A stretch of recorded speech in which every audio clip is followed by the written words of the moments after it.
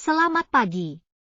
Bersama saya Akes Eleanor, pembawa berita kecerdasan buatan.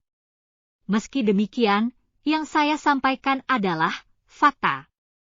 Selama 5 menit ke depan saya akan menyampaikan berita tentang masuknya perusahaan Cina di tengah divestasi PT FAIL Indonesia. Inilah berita edisi kali ini.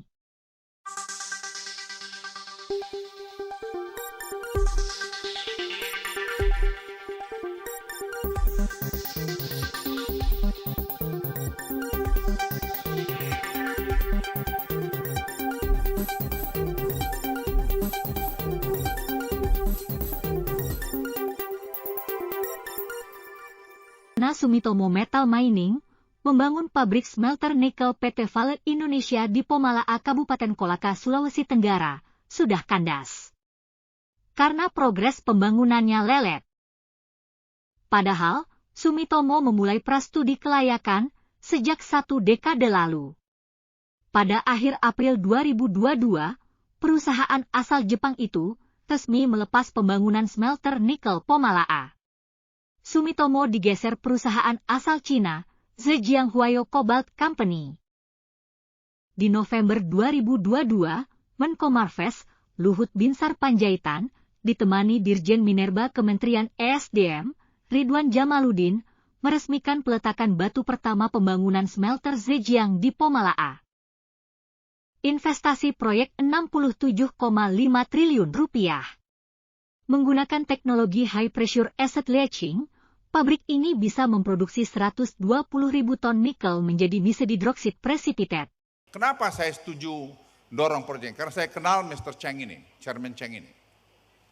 Saya bersama-sama dia pergi ke Jerman, negosiasi dengan BMW, negosiasi dengan VW.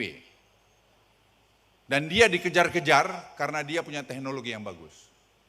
Jadi begitu saya dengar dia kawin dengan FAIL Indonesia, saya bilang ini adalah pilihan yang tepat.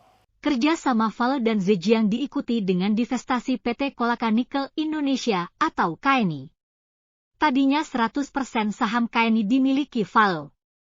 Karena Zhejiang masuk, maka FAIL melepas 80% sahamnya di KNI. Zhejiang masuk lewat proksi Huaki PTI Ltd, perusahaan asal Singapura. Alhasil, saham FAIL di KNI menyusut menjadi 20%. Lewat KNI, Zhejiang FAIL akan mengoperasikan smelter Pomalaa jika proses konstruksi smelter selesai di 2025. Selain Zhejiang, FAIL juga menggandeng perusahaan-perusahaan Cina lain seperti Taiwan Iron and Steel Shandong Xinhai Technology. FAIL dan 2 perusahaan Cina itu mempersiapkan investasi sebesar Rp37,5 triliun untuk membangun smelter di Bahodopi, Kabupaten Morowali, Sulawesi Tengah. Smelter ini berkapasitas 73.000 ton nikel per tahun. Pabrik itu mengubah nikel FAIL menjadi ferronikel dengan teknologi rotary kiln electric furnace. Agar kerjasama berjalan mulus, Tisco dan Xinhai lewat perusahaan patungan Taisin mencaplok 51% saham FAIL di anak usahanya, PT Bahodopi Nickel Smelting Indonesia atau BNSI. BNSI merupakan operator di smelter Bahodopi, yang tadinya 100% sahamnya dipegang FAIL. Dengan masuknya perusahaan Cina, komposisi pemegang saham BNSI menjadi FAIL Indonesia 49% dan Taisin 51%.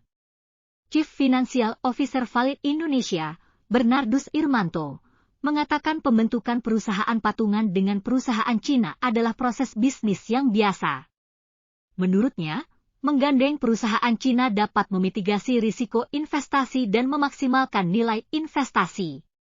Selain itu, katanya, FAIL perlu menggandeng mitra yang memiliki rekam jejak teknis yang mumpuni untuk membangun pabrik. Zhejiang di Pomalaa dan Tisco Xinhai di Bahodopi. Mereka mempunyai kemampuan teknis yang terbukti dalam membangun dan mengoperasikan pabrik pengolahan nikel, ujarnya kepada Gatra, Rabu lalu. Irmanto menyebut, FAIL masih memiliki saham di BNSI dan KNI. Pelepasan saham FAIL ke perusahaan Cina sudah disepakati sebelum-sebelumnya. Ini yang banyak disalahpahami orang-orang.